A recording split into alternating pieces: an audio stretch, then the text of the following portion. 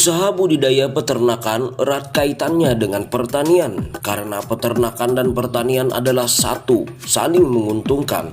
Ternak memakan sisa hasil panen dan tanaman memerlukan pupuk untuk unsur hara dari kotoran ternak itu sendiri. Keduanya bersimbiosis memaksimalkan sisa supaya bermanfaat, tidak mubazir. Sungguh maha besar Allah dengan segala firman-Nya. Dalam usaha peternakan dan pertanian kita memiliki tantangan dan permasalahan. Sekarang peternak dan pertanian tidak lagi bersatu. Orang peternak belum tentu seorang petani. Orang pertanian belum tentu seorang peternak.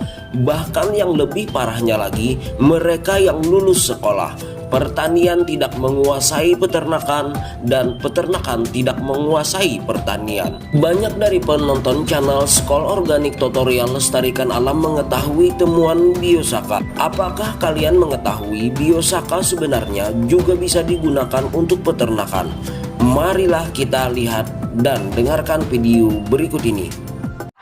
Dengan kondisi kotoran seperti ini, alhamdulillah dengan produk saya, ya, rencananya akan saya beri nama Biosaka. Ini orang kenalnya Biosaka, khusus peternakan, khususnya untuk menghilangkan bau seperti apapun di kotoran ternak.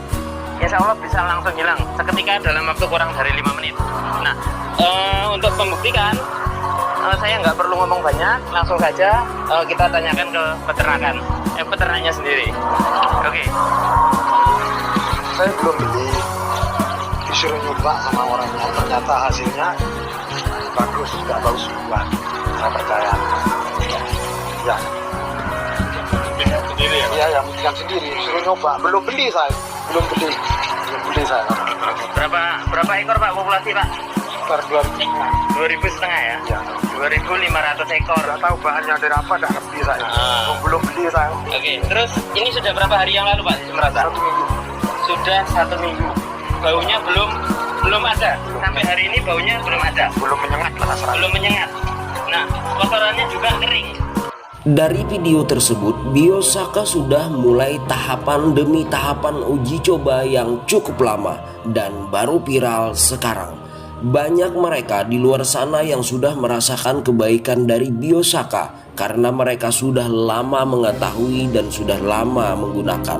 Bagi kita yang baru mengenalnya akan sulit menerima secara logika dan kenyataan karena cara pembuatan Biosaka yang dianggap terlalu mudah dan cepat serta dosis pengaplikasian yang sangat kecil bagi kita orang awam. Saya sudah sajikan 6 video terkait Biosaka, semoga bisa dipahami.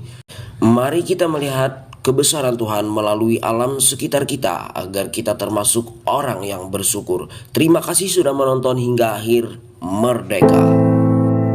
I dare you to fix me. I'm crossing the line again, falling on my knees. No stranger to pain, it's never ending, it's only something I can't forget. My heart won't let